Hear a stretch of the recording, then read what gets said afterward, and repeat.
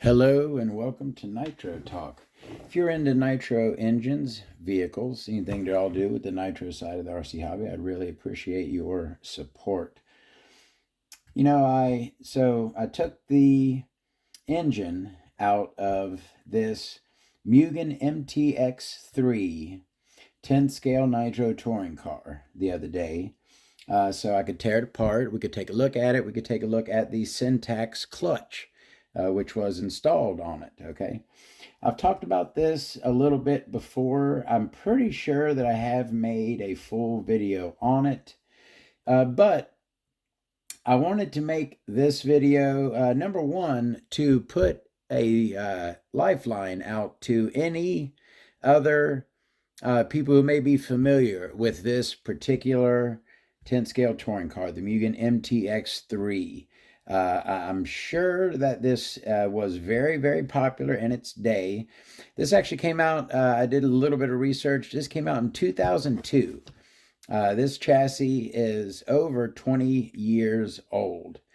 But that's kind of the heyday of Nitro, back in those days. So I'm sure that a lot of people ran this chassis for a good few years. So I wanted to, when I have discussed this before, I talked about how there was an issue with it. I pretty much, I did run this car for a little bit, a few years ago. And when I did, I ran it without the belt that connects the front and the rear. I ran it essentially as a two-wheel drive, and the front was just free wheeling. I did that because of the issue with this car. So what I want to do is try to explain that issue, and maybe it could be an MTX3 thing that someone who's very familiar with this chassis can say, hey, I know exactly what that is, and can point me in a direction. I kind of have an idea what I think is going on, but without totally ripping this whole front end apart. And it does not look like a fun front end to totally rip apart. I don't know exactly what's going on with it. So let me tell you. Oh, yeah, I also want to say, so when I bought this, which could have been anywhere from 6 to 10 years ago. I don't really remember, but I've had it for a good long time. When I originally got it, I had to buy this piece right here. This piece was missing.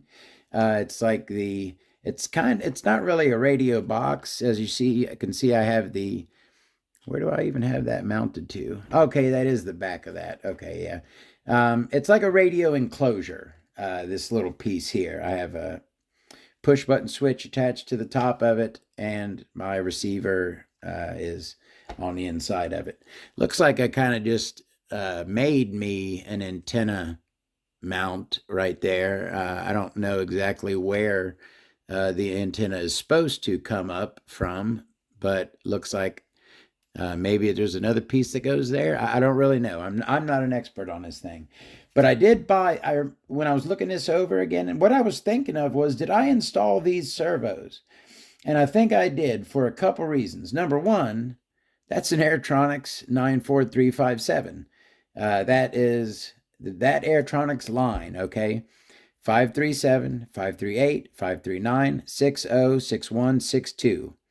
All right, those 6 servos, that Airtronics line, are legends, okay? And I own, I believe, all of them. I might be missing one of them at this point, but throughout the years, I've had a lot of them. So it's a good chance that I installed that servo, and then the Futaba in there, I think I might have owned that.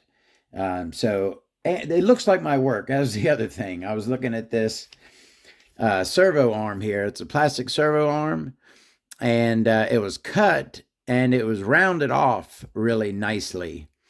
It wasn't just snipped and left looking like butt. It was probably with a Dremel taken, smoothed and rounded off to where it looked like it was shaped like that. That looks like my work when I'm doing good work, not fast work. So I think I installed these servos.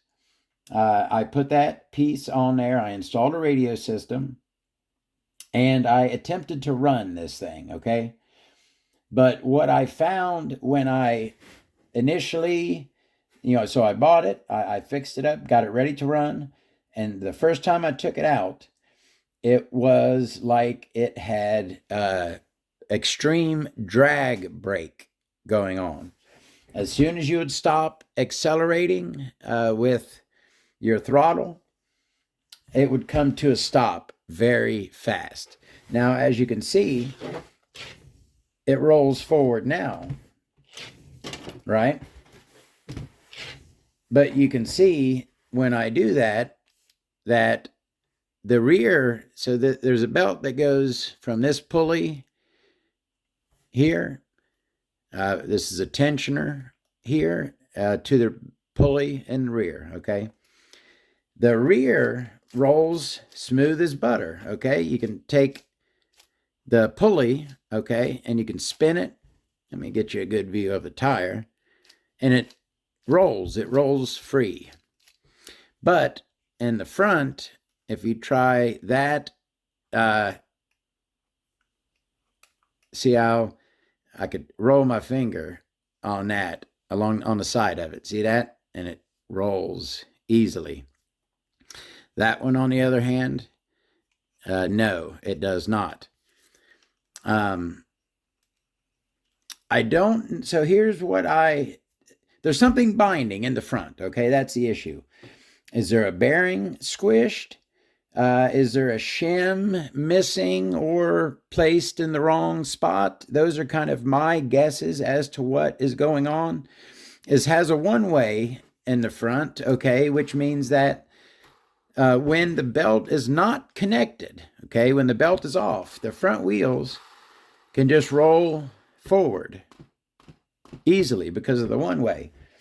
But when the belt is connected, it will basically put the brakes onto the rear because rolling the belt is difficult to do. Even though the wheels can roll, the belt, when it's connected to the belt, it cannot because there's something binding. Yes, you can spin it, okay? It's not completely locked up. My framed good. It's not completely locked up, but it is tight. It is certainly not free rolling like the rear. So, what is going on? Without tearing this whole thing apart, does anyone know? It's not a bearing in the wheels, of course, because those roll great. So this was my little elimination, which basically gets me to right up in here, okay? It's not out at the wheels because those roll free. So I was thinking this pulley in the middle and the front are connected by a belt, okay? See the belt right there going from the front to this pulley, which basically attaches the front to the rear. I thought it could have been in this pulley here. So just 4 screws there that hold it on. I removed that. And when it came disconnected from this belt, this pulley spins freely. So it's not in the pulley. It is in this front one-way section up in here. Sorry. It is up in here somewhere. Either I believe that this may be getting squeezed from the sides, missing a shim, something to that effect. But the binding is right in here. So, what do you think? It may not. I'm looking at it here now. Does that come off? Does that split in half to where I could pull that out to the front? I don't think so. It appears the block that contains it this plastic block right there appears to go all the way around it, so that essentially those blocks would have to come off of it that way to get at that center one-way section. I'm sure there are some vehicles that are set up to where you could remove some stuff in front and it would come straight out the front, but it does not appear. Maybe those blocks will come straight out the front. If I remove a couple pieces, maybe those 2 blocks will come straight out. I'm not sure. I've never attempted a repair on it. I tracked it down to up in there, okay? Decided I didn't want to mess with up in there. Took the belt off, ran it as a rear wheel for a few runs, maybe twice, maybe. I took it out to a parking lot. I had drift. These were the tires that were on it when I bought it. I had some hard drift tires on it, and I basically took it out and ripped some parking lot drifting a couple of times. And as I was talking with someone in the comments earlier, that engine, even though when I took it apart, it looks pretty beat, that thing ran like a peach, idled beautifully, and absolutely screamed. So, does anyone have an idea what that is? Should I rip into this and try to fix it? Well, yes, of course, is the answer to that. Yes, of course, I should rip into this and try to fix it. But for those of you who are familiar with this channel, I also need to fix my MP9. I also would love to restore my XTM X Factor. I also need to redo the clutch on my EK4S2. I could restart I want to rebuild my XTM X Terminator Pro buggy. I want to rebuild that. I want to do so many different projects, okay? And eventually, we'll get around to all of it. We got all the time in the world. It's just me and prioritizing my time. And I can't I work full time, okay? I can't put a lot of my time into RC. But now I'm rambling. What do you think about the MTX3? Very, very nice. I wanted to show y'all if anyone's hanging out and wants to check it out. The battery in here is kind of unique. It's unique in that it's molded in the fuel tank is molded to accept the battery. It has a 5-cell AAA pack, and not in a standard hump configuration. It is a hump pack, but it's a lay-down hump configuration. So, and yes, it is taped up. I didn't have this. I'm pretty sure that this is the battery. Yes, it is. And you know what? I'm going to show y'all what it is. I think I'm going to see if I remember right. If I remember right, I think these are, for some reason, I'm feeling like these are green Radio Shack cells in here. I don't know why, but I'm getting that vibe. I'm going to rip this apart. This pack was in this car when I got it, 6, 7, 8, whenever, how many years ago. And I didn't have any other. I have some rechargeable AAAs that I could assemble a pack from. But this is the only pack. I didn't have any other packs to replace this.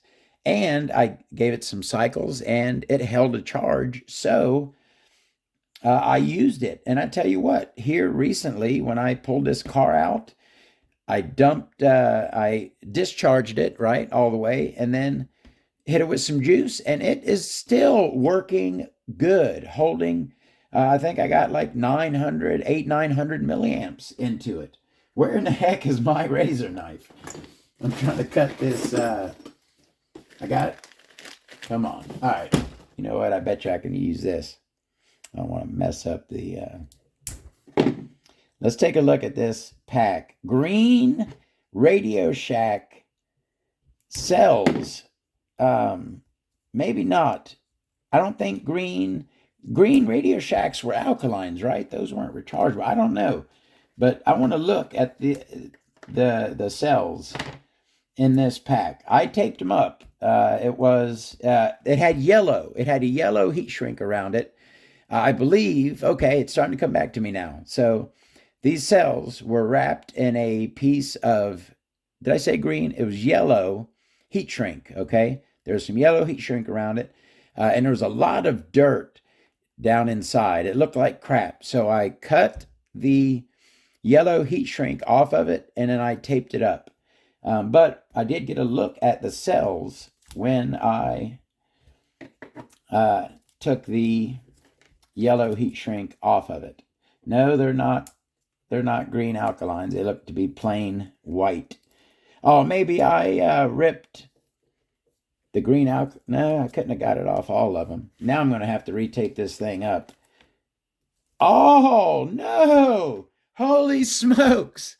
I totally forgot this. I'm getting a kick out of this. I hope y'all get a kick. You ain't going to get a kick out of this, but this tickles me pink. I completely forgot this. I made this pack. Remember I was just saying I have some AAA cells now that I could make a pack from. These are them. These are my EBLs.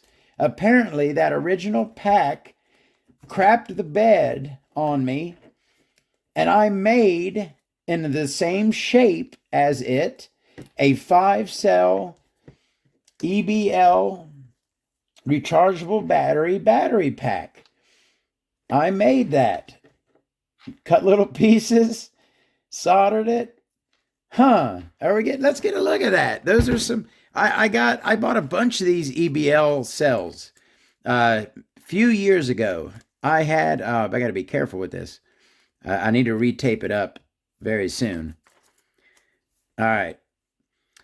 I had bought like 24 of the AA's and 16 maybe of the AA's. I bought a bunch of them. I had moved from Duracell. I had a bunch of Duracell rechargeables, but they were getting old. I had them for a few years. I researched. I was going to make a big purchase, right, of rechargeable cells. I had a lot of stuff that used them. I did the research, and I landed on these EBLs, and they have been very good to me. I bought these EBLs at least 5-6 years ago, maybe a good bit long. I realized earlier I was talking to someone about something else, and I realized I'm not a real good gauge of time. Could have been 10 years ago. I don't know. But anyways, I bought a bunch of these EBL rechargeable cells on eBay. And I remember now that I've ripped it open, but I completely forgot that I hand built a little battery pack for this out of my rechargeable EBL cells. I completely forgot that, and now it's falling apart. I got to retape it. You know what? I'm going to stop this.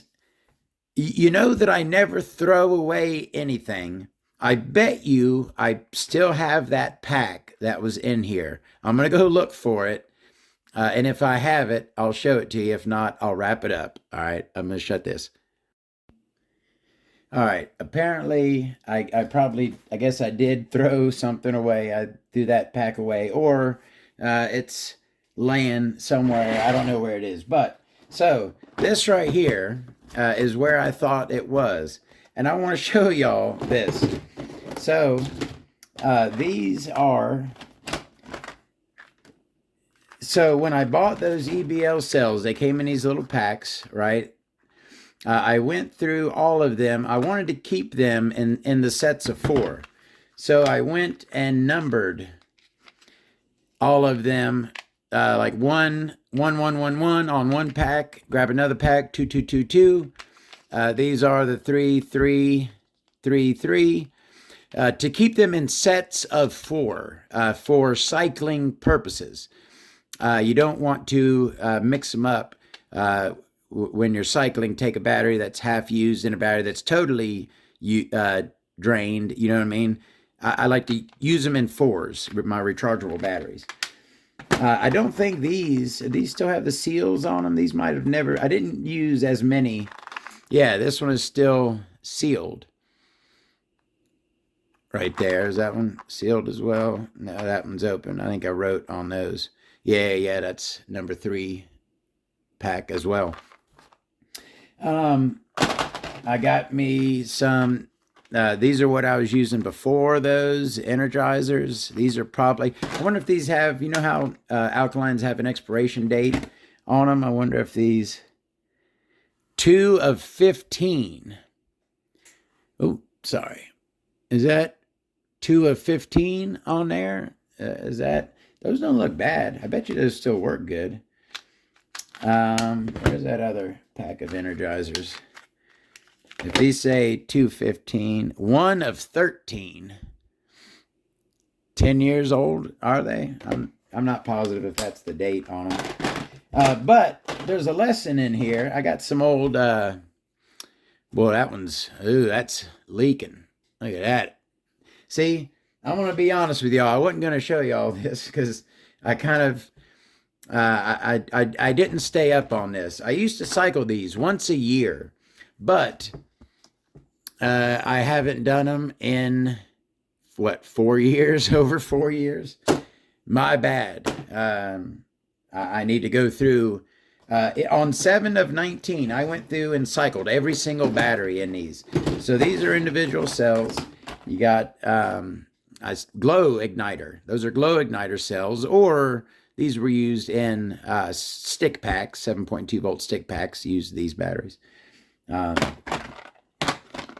That one there is leaking. That's not good. That's coming out of there, an old Panasonic 1300 SCR. Classic cells.